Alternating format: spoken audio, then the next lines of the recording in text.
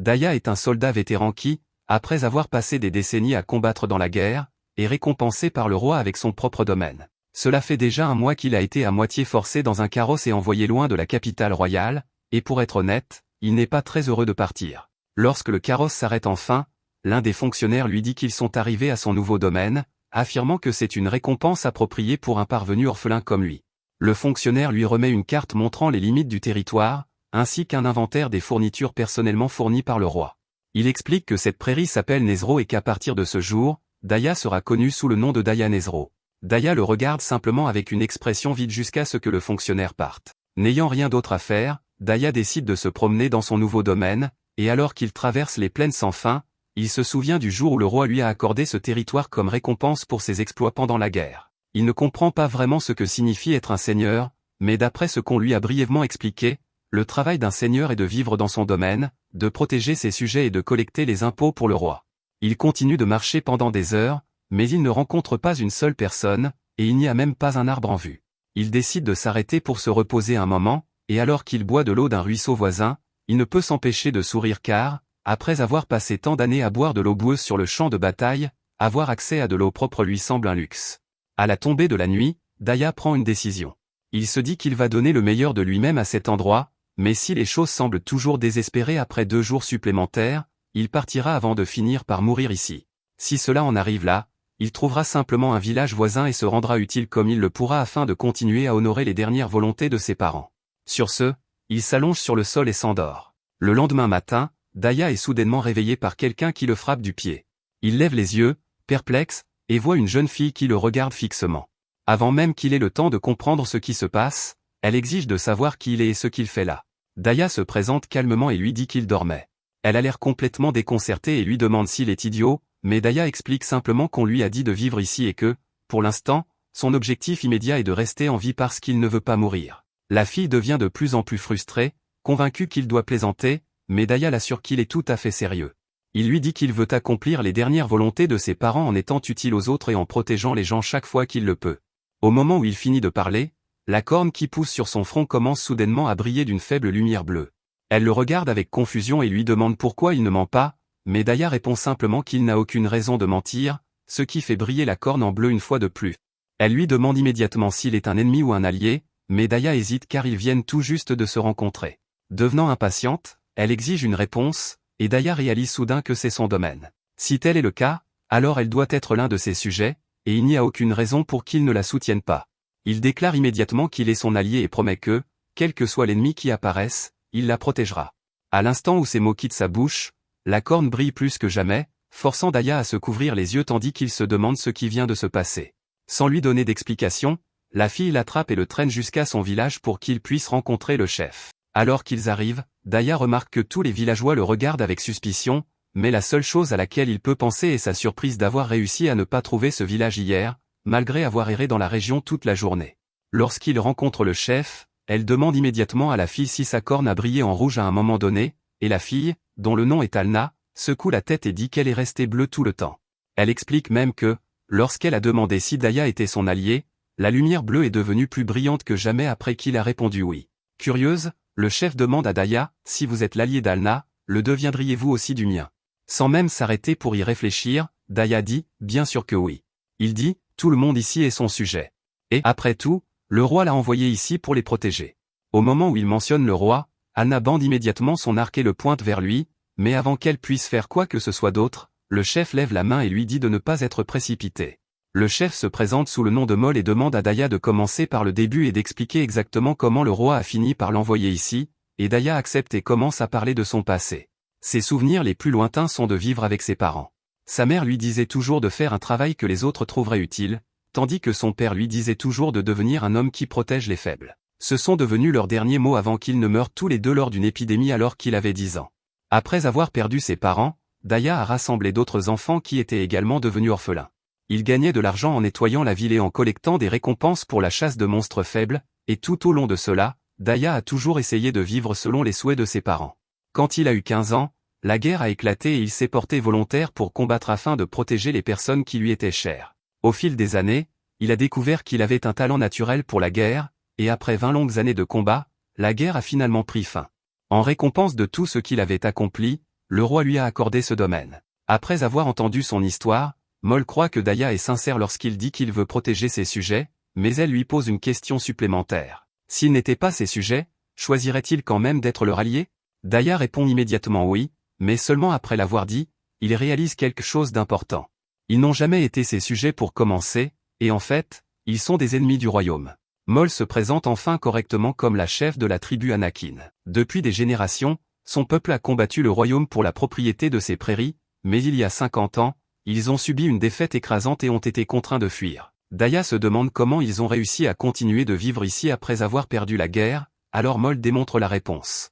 En stockant du mana à l'intérieur des cornes sur leur tête, les Anakiens sont capables de lancer une variété de sorts puissants. En utilisant cette magie, ils cachent tout leur village du monde extérieur, dissimulant non seulement le village lui-même mais aussi toute trace de leur présence. Daya est un peu incertain quant au fait que Moll devrait vraiment lui révéler tout cela puisqu'il sert techniquement le royaume, mais Moll le rassure en lui disant qu'il n'y a pas de souci à se faire. Elle explique que, si la lecture de sa corne avait été autre chose que bleue, elle ne lui aurait jamais révélé tout cela.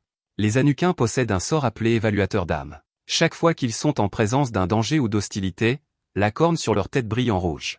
Si l'autre personne est inoffensive et ne montre aucune hostilité, elle brille en blanc, tandis que le bleu signifie que cette personne apportera un jour de la joie ou des bénédictions à la tribu.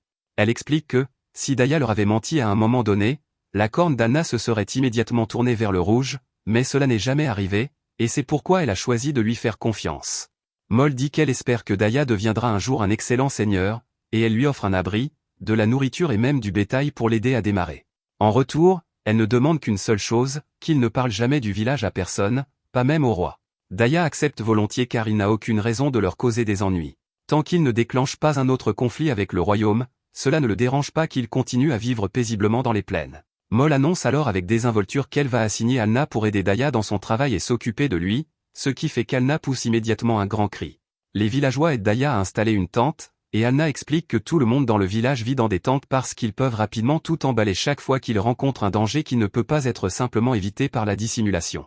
Elle dit à Daya que le reste de ses fournitures sera livré sous peu et qu'elle lui apprendra plus tard à s'occuper du bétail. Avant qu'il ne parte, elle lui tend un petit sachet de poussière de matani et explique que, lorsqu'elle est dispersée, elle envoie des traces des bêtes voisines. S'il chasse ces bêtes, il peut rapporter leur viande et leur peau au village et les échanger contre plus de fournitures. Daya part immédiatement chasser. Après avoir marché à bonne distance du village, il réalise soudain qu'il a oublié de demander à Alna quelle quantité de poussière de matani il était censé utiliser. Comme il n'en a aucune idée, il vide simplement tout le sachet et attend. Il ne faut pas longtemps avant qu'un troupeau d'oies noires ne fonce vers lui. Plutôt que de paniquer, Daya a l'air excitée. Ses instincts de plusieurs années sur le champ de bataille prennent immédiatement le dessus alors qu'il brandit sa hache de combat avec une force écrasante.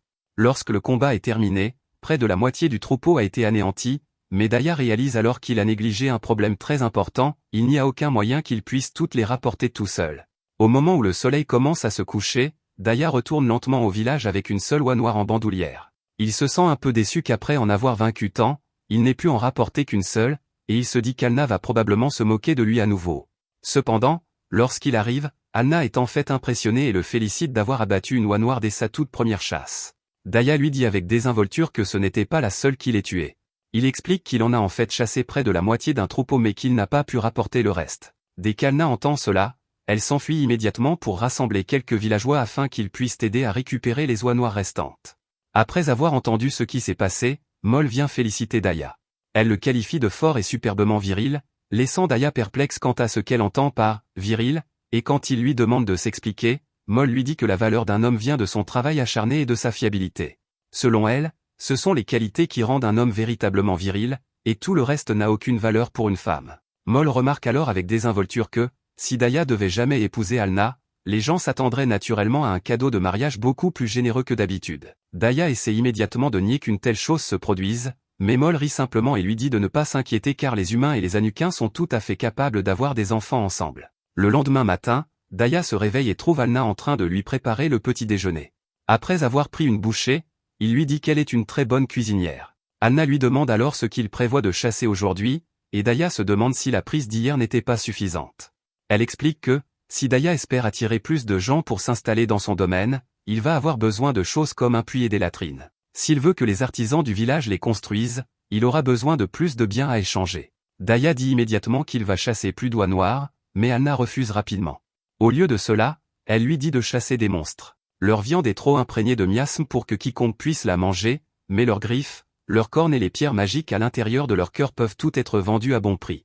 Daya demande s'il y a des monstres à proximité, et Alna dit qu'elle peut utiliser le pouvoir de sa corne pour les localiser. Daya objecte d'abord parce qu'il pense que les monstres sont trop dangereux pour qu'elle s'en mêle, mais après quelques réticences, il finit par accepter de la laisser le guider. Plus tard dans la journée, Daya est à l'extérieur en train de brosser la laine des moutons lorsque plusieurs villageois arrivent avec le reste de ses fournitures. Ils s'excusent que ces yourtes ne soient pas encore terminées, mais Daya leur dit de ne pas s'inquiéter car il n'est pas pressé. Juste à ce moment, Alna sort vêtue de vêtements adaptés pour voyager, et Daya ne peut s'empêcher d'être captivée par elle pendant un bref instant. Les villageois à proximité deviennent immédiatement si jaloux qu'ils ont l'air prêts à exploser, tandis que Daya s'éclaircit la gorge avec gêne et dit à Alna qu'il devrait y aller s'ils partent à la chasse. Ils sont en plein voyage lorsqu'Alna récite un sort et utilise la magie pour localiser exactement où se trouve un monstre. Alna dit à Daya que c'est un gros monstre. Daya lui dit qu'il va d'abord jeter un coup d'œil, mais Alna refuse et lui rappelle qu'elle peut utiliser la dissimulation, et si les choses tournent mal, elle peut toujours utiliser la dissimulation sur eux deux et ils peuvent s'échapper. Daya et Alna regardent ensemble et découvrent qu'il s'agit d'un dragon de terre, et pas seulement d'une grosse tortue. Daya décide d'essayer de lui donner un coup. Alna l'avertit de ne pas essayer, disant qu'il est trop imprudent de charger seul, mais Daya n'écoute pas et décide de combattre de front. Il lui dit de rester hors de vue. Daya donne un coup de hache sur son corps écailleux, mais constate que les écailles sont trop dures pour être brisées. Il change alors de tactique et essaie de viser son point faible, mais le dragon de terre couvre tous ses points faibles et se recroqueville pour les protéger. Alna rappelle à nouveau à Daya qu'affronter un dragon de terre est trop imprudent, mais Daya préfère manquer d'options plutôt que de battre en retraite. Il grimpe sur le dos du dragon et continue de balancer sa hache, espérant percer, mais la lame commence à s'ébrécher. Pourtant, il persévère, utilisant sa volonté pour renforcer sa hache et continuer le combat. Le miasme du dragon commence à affecter Alna. Daya décide de porter un dernier coup avant de se retirer. Le coup finit par briser une écaille, et en réponse, le dragon lance des boules de feu sur lui. Daya utilise l'ouverture pour frapper son point faible et blesser la bête. Le dragon rassemble de l'énergie pour une dernière boule de feu, visant Alna. Daya saisit le moment et frappe le dos du dragon, le tuant.